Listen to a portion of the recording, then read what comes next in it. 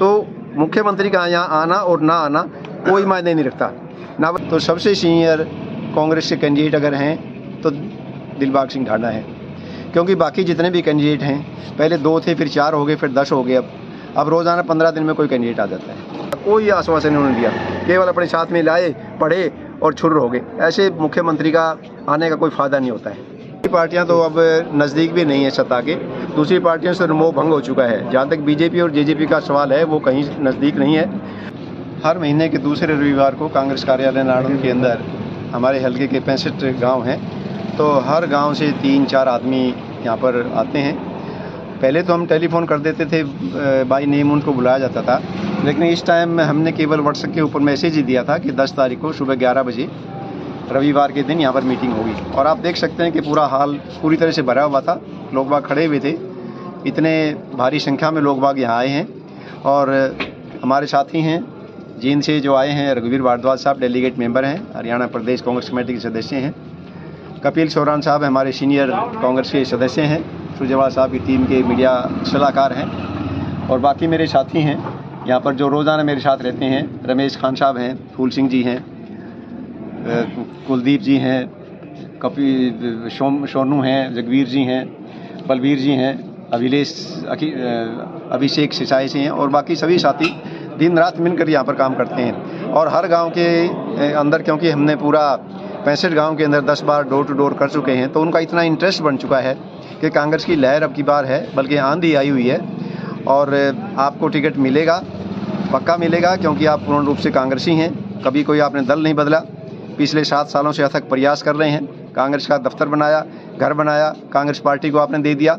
जितना आपने कांग्रेस पार्टी के लिए दिया है उसके लिए आप अवश्य ही यहाँ पे टिकटार्थी पहली लाइन में खड़े होने वाले व्यक्ति हैं। और इसमें कोई शक भी नहीं है कि जैसे लोगों ने यहाँ पर इतना प्यार हमें दे रहे हैं, तो अब की बार कांग्रेस की सरकार आएगी। चौधरी रणदीप सिंह सुरजेवाला जी जैसे हमारे राष्ट्रीय नेता हैं, पहले कर्नाटका के अंदर उन्होंने अपनी सरकार को बनवाया, अब मध्य प्रदेश के अंदर क्योंकि उनकी काबिलियत के ऊपर को महासचिव बनाया, हरियाणा के अंदर सरकार बनेगी उनके नेतृत्व के अंदर।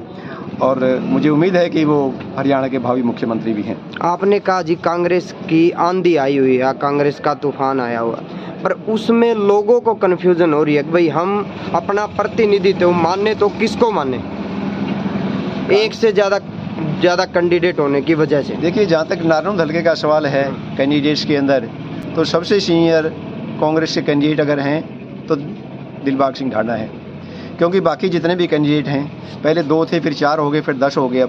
अब रोज़ाना 15 दिन में कोई कैंडिडेट आ जाता है। तो क्योंकि हमने लास्ट टाइम टिकट नहीं मिला था, लेकिन कांग्रेस पार्टी को हमने काम किया, कांग्रेस कैंडिडेट को हमने सपोर्ट किया। और अब की बार भी हम ऐसा ही समझते हैं कि अब की बार हमें टिकट मिलेगा और कांग्रेस का परचम फहराएगा।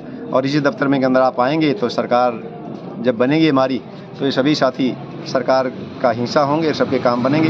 क्योंकि हमारी मुख्य विशेषता अभी मैंने सभी साथियों को बताई है कि बेरोज़गारी को दूर करना हमारा मेन लक्ष्य होगा। क्योंकि हम अपने जीवन के अंदर भी इस बात का विशेष ध्यान रखा है, मैंने जब सरकारी अधिकारी थे, कि बेरोज़गारी को दूर किया जाए, रोज़गार मैक्सिमम लोगों को दिया जाए। हर घर के अंदर रोज़गार होना चाहिए, सरकारी नौकरी मिलनी चाहिए। हर गाँव के अंदर 50 घर ऐसे हैं जो काफ़ी जीवन नीचे की लाइफ में जी रहे हैं, तो उनका परिवारों के अंदर एक सरकारी नौकरी मिल जाएगी तो उनका सामान्य जीवन हो जाएगा। और यही मेरा लक्ष्य है और यही लक्ष्य को पूरा करेंगे। जब भी हमारी सुरजेवाला साहब के साथ बातचीत होती हैं, 1 to 1 बातें होती हैं, तब हम उनको यही बात करते हैं कि सरकार हमारी बनेगी, राज भी आएगा, लेकिन नारनौल की जो बेरोज़गारी है पिछले 10 साल से 3 गुना 4 गुना बढ़ गई है, उस रोज़गारी को दूर आप ज़रूर करिएगा। और मेरा भी यही प्रयास रहेगा कि कोई सिस्टम को सुधारा जाए, बेरोजगारी को दूर किया जाए। बेरोजगारी जब दूर होगी तो... जो फिलहाल लास्ट में हिसार में आप लोगों की कांग्रेस की मीटिंग हुई थी, उसमें कांग्रेस की लोगों के द्वारा कांग्रेस के ही नेताओं के नारेबाजी खिलाफ नारेबाजी लगाई गई थी। नहीं, देखिए, सभी का योगदान रहा था। हिसार के अंदर सब कोई नारेबाजी भी नहीं हुई, ना हमें दिखाई दी। पूरा योगदान वहाँ पर किया था कांग्रेस, पूरी कांग्रेस इकट्ठी थी, तभी वहाँ पर हजारों की संख्या में वहाँ पर लोग बाग गए थे। लाखों की संख्या में और कहूँगा। उससे अगले दिन फिर यमुनानगर में भी एक घटना हुई जिसमें फिर कांग्रेसी दोनों कांग्रेस के नेताओं के पक्ष में होते हुए आपस में झगड़ते हुए दिखे। ये स्वाभाविक है। क्या इसका फायदा दूसरी पार्टियां नहीं उठाएंगी? नहीं, दूसरी पार्टियां तो अब नज़दीक भी नहीं है सत्ता के। दूसरी पार्टियों से मोह भंग हो चुका है। जहाँ तक बीजेपी और जेजेपी का सवाल है वो कहीं नज़दीक नहीं है। और जहाँ तक शोर शराबे की बात है, कहीं शोर शराबा नहीं था, लेकिन लोगों ने अपने विचार रखे थे कांग्रेस को और मजबूत बनाने के लिए। कांग्रेस के संगठन के बारे में बातें कही थी। आपस में किसी को कोई नारेबाजी नहीं हुई, कोई दुष्प्रचार नहीं किया, किसी ने किसी के ऊपर उंगली नहीं उठाई। आप देखेंगे 15 दिन के अंदर हमारा संगठन तैयार हो जाएगा। कांग्रेस के अंदर कोई भेदभाव नहीं है। कांग्रेस एक है, यूनाइट है पूर्ण रूप से, स्टेट से लेकर और राष्ट्रीय लेवल तक। राष्ट्रीय अध्यक्ष साहब से बात करेंगे, सुरजेवाला साहब से बात करेंगे, जितने हमारे CWC के मेंबर हैं सारे एक मत हैं। कांग्रेस की सरकार आएगी। बेरोजगारी, महंगाई और जितने भी सिस्टम जो हम ठीक कर सकेंगे, कांग्रेस के टाइम में पहले भी अच्छा काम करते रहे हैं। बेरोजगारी भी दूर करेंगे, भ्रष्टाचार भी दूर करेंगे और महंगाई को भी दूर करेंगे। और ये कैसे होगा इसका हमें पता है कि किसने रुकावट डाली हुई है। उस रुकावट को दूर कैसे करना है, उस रुकावट को दूर भी करेंगे। प्रशासनिक अधिकारी के हमारे का साथ काम करेंगे। अब बीजेपी और जेजेपी प्रशासनिक अधिकारियों को काम नहीं करने दे रही, वो अपनी तरीके से चलाना चाह रही है। रूल कुछ कहता है, कानून कुछ कहता है। जेजेपी वाले कहते हैं कानून और रूल कुछ नहीं है, जैसे हम कहते हैं ऐसे काम करो। अधिकारी ये कहते हैं कैसे होगा, रूल बुक देखिए, आप पढ़िए, हम उसके हिसाब से चलेंगे जैसे कांग्रेस में होता था। तो हम जब हमारी सरकार आएगी तो कानून के हिसाब से चलेंगे, रूल बुक के हिसाब से चलेंगे, प्रशासनिक अधिकारी अपना काम करेंगे।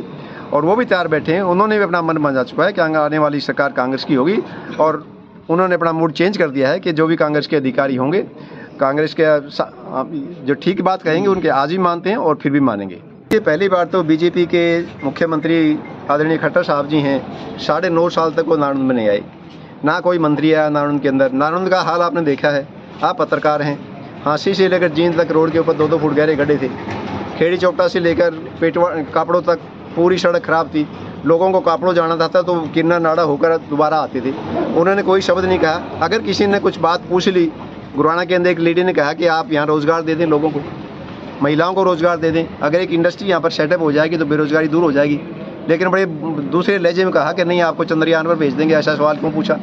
फिर एक और दूसरे साथी ने कहा, उन्होंने लिख के भी दिया कि हम जहाँ भी सरकारी दफ्तर में जाते हैं तो कुछ रिश्वत देनी पड़ती है। आपने हमारे ऊपर लोड इतना डाल दिया, कागज़ हमारे पूरे नहीं होते, कागज़ तैयार करते हैं तो पैसे देने पड़ते हैं। तो उन्होंने कहा इसको उठा के बाहर ले जाओ, ये विपक्ष का आदमी है। मुख्यमंत्री का ये काम नहीं होता, जन संवाद करना था। उन्होंने जन संवाद किया, लोगों के मज़े लिए, कोई एश्योरेंस नहीं की।